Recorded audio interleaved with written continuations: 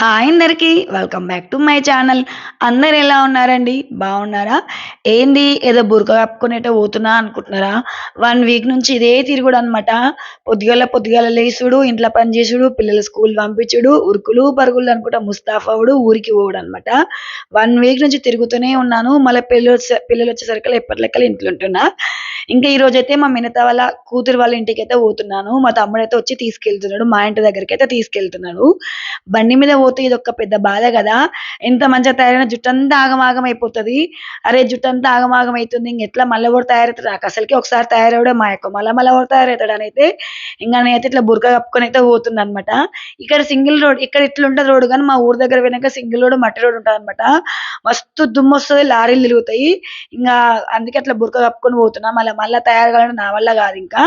ఇంకా ఇంటి దగ్గర పోయిన తర్వాత నేను, అమ్మ, నాన్న ముగ్గురం కలిసైతే ఇంటి లగ్గంకైతే బయలుదేరినాము.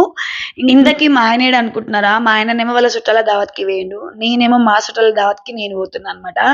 ఎందుకంటే ఆ రోజు 2 సైడ్‌లు ఉన్నాయి. ఇంగా ఎక్కడ సైడ్ మిస్ చేసుకున్నా బాగోదనేసి అయితే తను వాళ్ళ సైడ్ పోయిండు. నేను మా సైడ్ పోతున్నా. మరి ఇంకేం చేస్తాం? పోకపోతేనేమో అరే రాలేదు, ఏది చెప్పినా రాలేదు, దేనికి చెప్పినా రాలేదు అంటారు కదా! పోతేనేమో ఇట్లా రోజు దావత్‌లొస్తే మస్తు కష్టం. ఎప్పుడో ఒకసారి వస్తే ఏం కాదు గానీ అసలకి నాన్ స్టాప్‌గా వచ్చిన కష్టమే. తిరగలేము, పోలేము. నాకైతే ఇంట్లో పని చేసి అట్లా దావత్‌కి పోవాలంటే చుక్కలు కనబడుతున్నాయి. కానీ పోవాలి గదా! ఇంగ మళ్ళీ తప్పదనుకుంటా మళ్ళీ పోతున్నా, రెడీ అయితున్నా, పోతున్నా. ఈమె మా మేనత్త. ఇప్పటిదాకానే వచ్చిన. రాలేడాయన. ఇంకా ఈమైతే మా పెద్ద మేనత్త. మేము పోయే దారిలోనే ఉంటదనమాట ఇల్లు. పోచంపల్లిలో ఉంటది. ఆ ఊరికి పోయే దారిలోనే ఉంటది. అక్కడ ఇంకా మా అక్కని ఎక్కించుకొనైతే ఊరికైతే పోతున్నాం. మాదైతే పెద్ద ఫ్యామిలీ. నానమ్మ వాళ్ళ సైడ్‌ది పెద్ద ఫ్యామిలీ. అమ్మమ్మ వాళ్ళ సైడ్ గూడా పెద్ద ఫ్యామిలీయే. ఇంకా ఇక్కడ ఇంటి దగ్గరకైతే వచ్చేసినాం. ఇక్కడైతే దేవుడికైతే దండం పెట్టుకుంటున్నాము. నేను కట్టుకున్న చీర అదైతే రూ. 500 అనమాట. అసలకి కట్టుకునేటప్పుడు ఇది ఏం బావుంటదేమోలే అనుకున్నాను గానీ, చీర కట్టుకున్నాక మాత్రం మంచి లుక్ అనిపించింది. చాలా బావుంది. అది 500 రూపీసే. బ్లౌజ్‌కే పెట్టొచ్చు 300 వరకనమాట. అన్ని చీరలకు కూడా మ్యాచ్ అయితది మళ్ళా. అంత బావుంది బ్లౌజ్ అయితే. ఇంకా మేము వచ్చేసరికల్లా ఇక్కడ కథ గూడా అయిపోయింది. ఇంటి లగ్గం అయిపోయింది. బియ్యం పోసుకున్నారు. హోమం కాల్చిండ్రు. ఇంకా ఆవును గూడా తీసుకొచ్చిర్రు. అన్నీ అయిపోయినాయి. అంటే పొద్దున్నే పోతారు గదా! అంటే ఎప్పుడు మంచి ముహూర్తం ఉంటే అప్పుడు 4 గంటల నుంచి అప్పుడు కళ్యాణం స్టార్ట్ చేస్తూనే ఉంటారు కదా! ఇళ్ళలోకి పోవుడు ఇట్లా.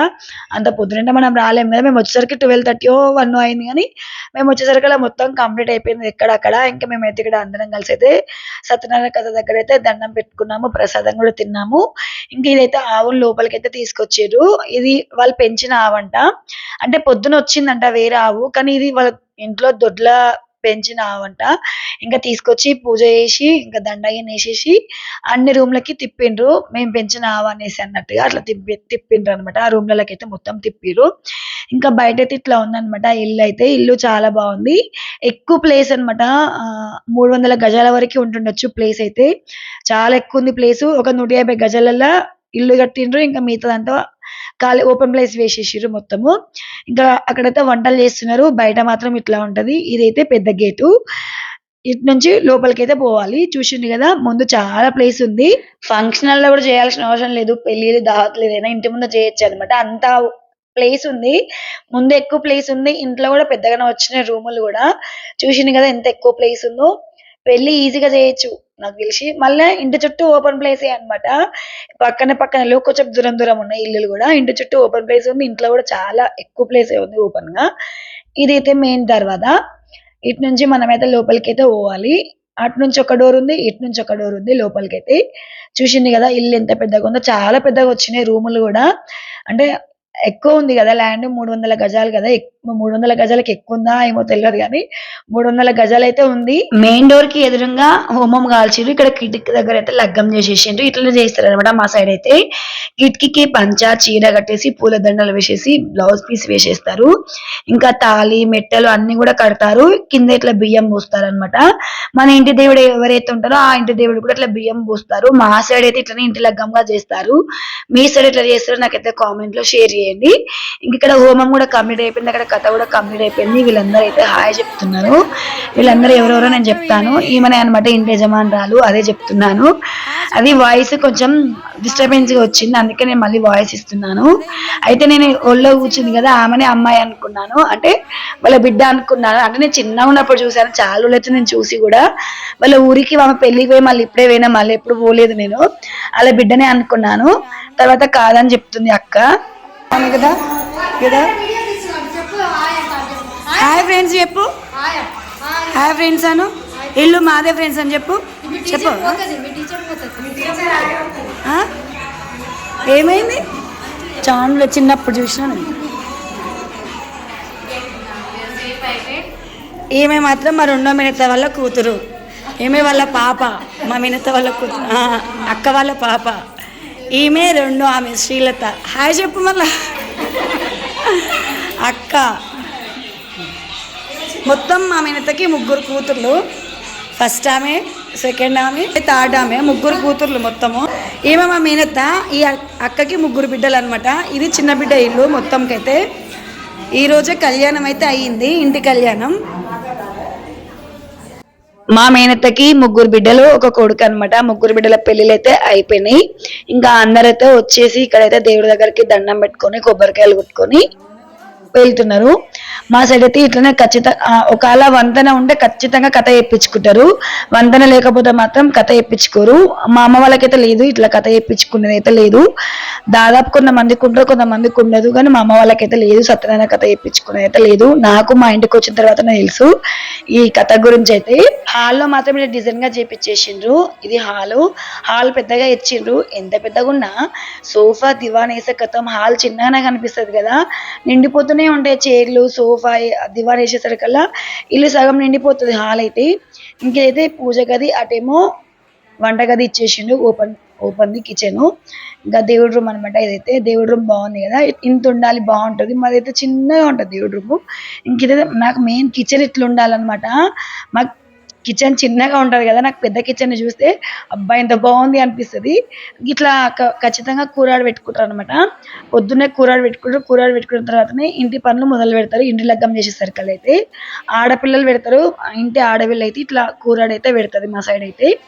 ఇంకా ఓపెన్ కిచెన్ అయితే చాలా బాగుంది, పెద్దగా ఇచ్చిండ్రు కిచెన్ అయితే. అటొక బెడ్రూమ్, ఇటొక బెడ్రూమ్. కిచెన్ నుంచి మెయిన్ నాకు ఇట్లా డోర్ ఉంటే మస్తు ఇష్టము, మంచి వెలుతురు వస్తుంది కదా, ఎక్కువ గిన్నెలు జిడ్డు పట్టే మెయిన్ నాకు అదొక్కటి ఇష్టం అనమాట. పోపు ఇట్లా ఏం చేసిన ఏమంటే బయటకు వెళ్ళిపోతుంది ఇట్లా ఓపెన్ డోర్ ఉంటే. మళ్ళీ ఇంట్లోకి వెలుతురు కూడా ఎక్కువ వస్తుంది అట్లా ఓపెన్ డోర్ ఉంటే. ఇది ఒక బెడ్రూమ్, బెడ్రూమ్ కూడా పెద్దగానే ఇచ్చిండ్రు. ఇది ఒక బెడ్రూము. ఈ బెడ్రూమ్ నుంచి బయటకి డోర్ ఉందనమాట. సమ్మర్లో కొంచెం ఎంత వేడి ఉన్నా కానీ జర గాలి వస్తుంది కదా, ఇట్లా ఇచ్చిరు డోరు వెనక నుంచి మళ్ళీ గలీలకి. బాగుంది ఇల్లు అయితే, డబల్ బెడ్రూమ్ ఇల్లు. సరే వాళ్ళకి సరిపడేటట్టు మంచిగా ఉంది, మంచిగా కట్టిర్రు డబల్ బెడ్రూమ్ ఇల్లునైతే. ఇంక ఇల్లు అయితే ఇలా ఉంది. ఇంక ఇక్కడైతే అందరం కలిసి కూర్చొని అయితే ఇక్కడైతే ముచ్చటైతే పెడుతున్నాము. అదే ఈ అక్కని హాయ్ చెప్పమంటే నవ్వుతుంది. మా మినత వల్ల బావ కూడలు అనమాట అక్క, పెద్దక్క హాయ్ చెప్పమని అని అంటున్నారు. నవ్వుతుంది, హాయ్ చెప్పక్క అంటే నవ్వుతుంది అనమాట. ఇంకా అందరం ఇక్కడ కూర్చొని అయితే ముచ్చటైతే పెట్టుకుంటూ కూర్చున్నాము. చాలా రోజులు అవుతుంది మేము అందరం కలిసి అయితే.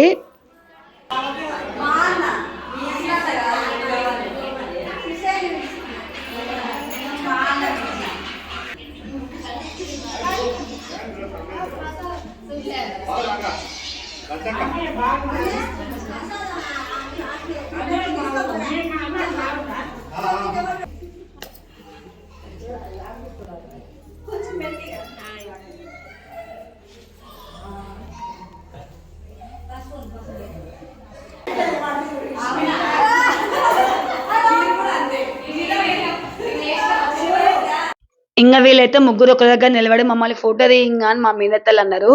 ఇంకా ఫోటో తీసుకుంటూ వీడియో తీసుకున్నాను. చిన్న మేనత్త రాలేదు, ఆమె మిస్ అయిపోయింది. ఇద్దరు మేనత్తలు, మా అమ్మ.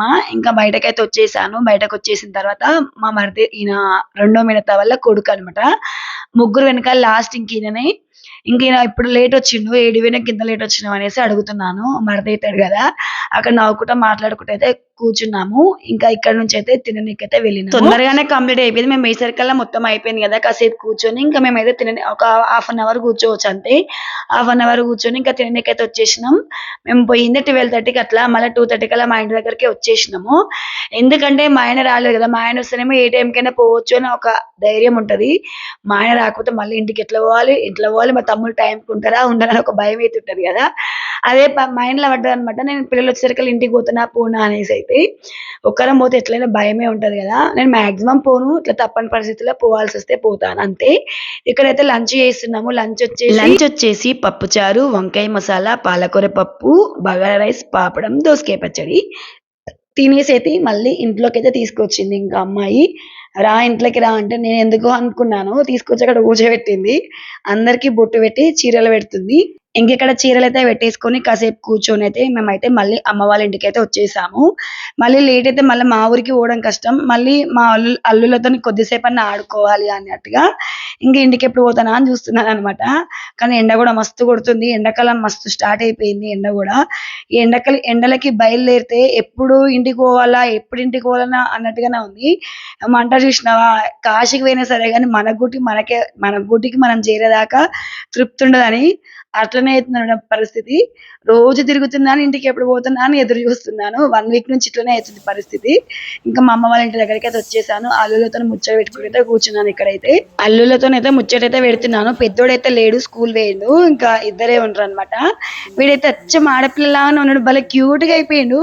వాడిని చూసి 2 months 3 months అయింది అంతేగాని 2-3 months లో వాడిలో మస్తు చేంజ్ వచ్చింది. వాడు లేస్తున్నాడు, అడుగులు వేస్తున్నాడు, ఉరుకులాడుతున్నాడు, అస్సలు ఆగని కూడా ఆగట్లేడు అనమాట. కానీ అచ్చం ఆడపిల్లలాగానే ఉన్నాడు. ముద్దుగా అనిపించింది వాడిని చూస్తే. చాలా రోజులు చూసే పిల్లలలో మస్తు మార్పు వస్తుంది కదా చిన్నప్పుడు. వాడిని చూస్తే నాకు అట్లనే అనిపించింది అనమాట. ఆడపిల్ల లెక్కనే ఉన్నాడు అచ్చం అనేసి అనిపించింది. తింటావా ఏమైనా? తినేయడం అనుకుంటున్నావు? అదేంది నీ బాధ? ఏంది చెప్పు, నీ బాధ ఏంది? ఏం కావాలి నీకేం కావాలి చెప్పు, నీ బాధ ఏంది? నీకేం కావాలో చెప్పు. హాయ్ చెప్పు, హాయ్ చెప్పు, ఇట్లా చెప్పు. మంచిగా హాయ్ చెప్పండి. తెలుసా? అదే హాయ్ చెప్పండి తెలుసా? పడుతూ అలా చెప్పు, మళ్ళీ హాయ్ చెప్పు. హాయ్ చెప్పు గుండు గట్టిగా పైకి. హాయ్ చెప్తున్నా నీకు వచ్చా?